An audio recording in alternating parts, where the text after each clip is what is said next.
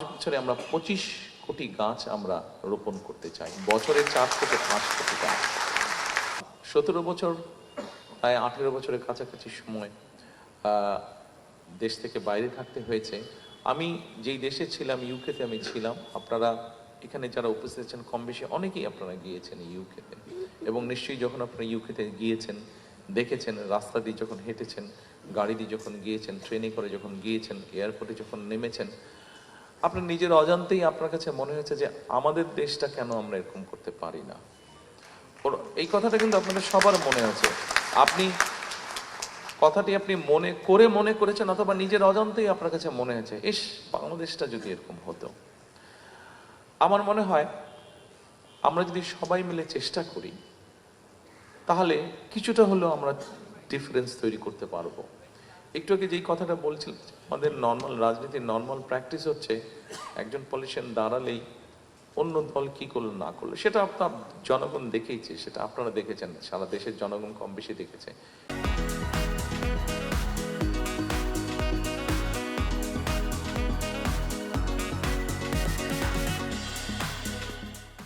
সেজন্য আমি মনে করি একটু যদি চেঞ্জ হওয়া উচিত, একটু যদি চেঞ্জ করতে পারে। অর্থাৎ এই যে এতক্ষণ প্রায় কয়েক মিনিট আপনাদেরকে পানির বিষয় নিয়ে কথা বললাম, আমাদের পলিটিশিয়ানরা আমরা যদি পলিসিগুলো নিয়ে কথা বলি, ঠিক আছে, এই পানির যে সমস্যার কথা বললাম, নিশ্চয়ই আপনারা এখন এই সমস্যাগুলো নিশ্চয়ই আপনাদের মনে হতে পারে যে আচ্ছা, তাহলে তারেক রহমান আপনার কাছে কথা বলছেন, তো সমাধানটা কি আছে? জি, সম্মানিত উপস্থিতিবৃন্দ, সমাধান একটা আছে। এত বৃহৎ যখন এই সমস্যাটা, এটার সমাধানটাও কিন্তু স্লোলি হবে, হুট করে রাত পোহালেই যে সমাধানটা হয়ে যাবে, নট দ্যাট। আমরা যেটা করতে পারি, যেটা খুব সিম্পল জিনিস, এখানে অনেক মুরব্বী বসে আছেন, পেছনে অনেক মুরব্বী আছেন, আমার বয়সী মাঝবয়সী যারা আছেন, আমরা জানি, আমাদের ইয়াং যারা আছেন তারা হয়তো ডকুমেন্টারিতে দেখেছেন। আমার বাবা যখন বেঁচে ছিলেন, শহীদ রাষ্ট্রপতি জিয়াউর রহমান, ওনার একটি প্রজেক্ট ছিল যেটার জন্য উনি খুব ফেমাস, সেটা হচ্ছে খাল খনন কর্মসূচি। অ্যান্ড ঢাকা শহরে আমরা যারা বসবাস করি, ঢাকা শহরে যখন যারা আমরা বসবাস করি, তারা হয়তো ব্যাপারটার গুরুত্ব আমরা অতটা বুঝি না, কিন্তু যারা গ্রামে বসবাস করেন, জেলা উপজেলা শহরে বসবাস করেন, তাদের কাছে এই জিনিসটা অত্যন্ত গুরুত্বপূর্ণ। তবে আমার মনে হয় বিগত কয়েক বছরে, 10-15 বছরে, আমার ধারণা এখন ঢাকা শহরে আমরা যারা বসবাস করি, ঢাকা শহরের যারা অধিবাসী আমরা, তারাও বোধহয় খাল খননের প্রয়োজনীয়তাকে অনুভব করছি আমরা। কারণ ঢাকা শহরে আমরা বিভিন্ন খালগুলো ভরাট হয়ে যাবার ফলে কি সমস্যা হচ্ছে, এটা আমরা ঢাকা শহরে প্রায় 3 কোটি মানুষ বাস করছি, প্রত্যেকেই কোনো না কোনো ভাবে এটার পেইনটা আমরা বুঝতে পারছি। কাজেই সম্মানিত উপস্থিতিবৃন্দ, আই হ্যাভ এ প্ল্যানের একটি অংশ হচ্ছে যে আমরা আগামী 12 তারিখে যে নির্বাচন, এই নির্বাচনে ইনশাল্লাহ বাংলাদেশ জাতীয়তাবাদী দল সরকার গঠনে সক্ষম হলে, জনগণের ম্যান্ডেট নিয়ে আমরা সমগ্র বাংলাদেশে 20,000-এর মতন কিলোমিটারের মতন খাল আমরা খনন করতে চাই।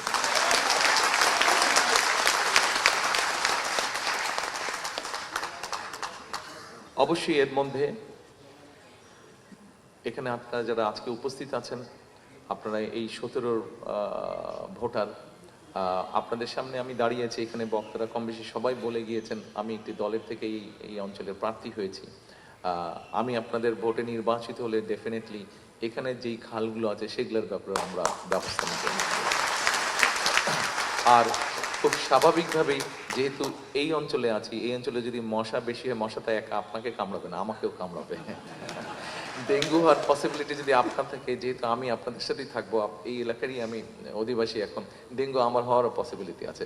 কাজে আমার যদি নিজেকেও রক্ষা করতে হয়, তাহলে আপনাকেও আমার রক্ষা করতে হবে। আপনাকে রক্ষা করতে পারলেই আমি রক্ষা করবো।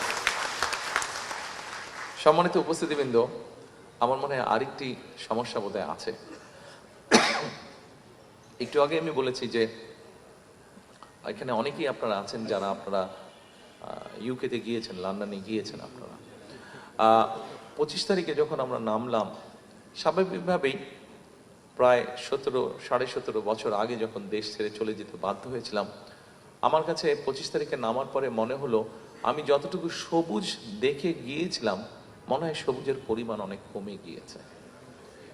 ঢাকা শহরে সবুজের পরিমাণ আমার কাছে মনে হচ্ছে অনেক কমে গিয়েছে। যখন প্রথম দিন তো বুঝে উঠতে পারিনি, কারণ প্রথম দিন চারিদিকে এত মানুষ, আমি শুধু মানুষের ভিড় দেখেছি, আমি পরিষ্কার বাইরে কিছু দেখতে পারি।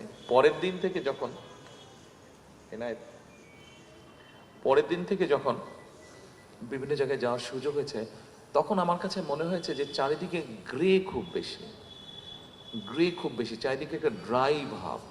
এবং এর ভেতরে যেই সময় আমি আসতে পারছিলাম না, আসার সুযোগ হয়নি, প্রায় পত্রিকায় পড়তাম যে ঢাকা শহর পৃথিবীর সবচেয়ে পলিউটেড শহরগুলোর মধ্যে একটা শহর। পলিউটেড কয়েকটি 2-3টি শহরের মধ্যে ঢাকা শহর কম্পিটিশন করছে ফার্স্ট হবে কে পলিউশনের দিক দিয়ে। প্রায় বোধহয় কয়েকবার ঢাকা শহর ফার্স্ট হয়েছে পলিউশনের দিক দিয়ে। সম্মানিত উপস্থিতিবৃন্দ, আমার আই হ্যাভ এ প্ল্যানের মধ্যে একটি প্ল্যান আছে, এটি ঢাকা শহর তো অবশ্যই আছে, শুধু ঢাকা শহর না, ঢাকা শহর নিয়ে সমগ্র বাংলাদেশের নিয়ে একটি প্ল্যান আছে আমাদের প্ল্যান হচ্ছে আমরা 5 বছরে আমরা 25 কোটি গাছ আমরা রোপণ করতে চাই, বছরে 4 থেকে 5 কোটি গাছ।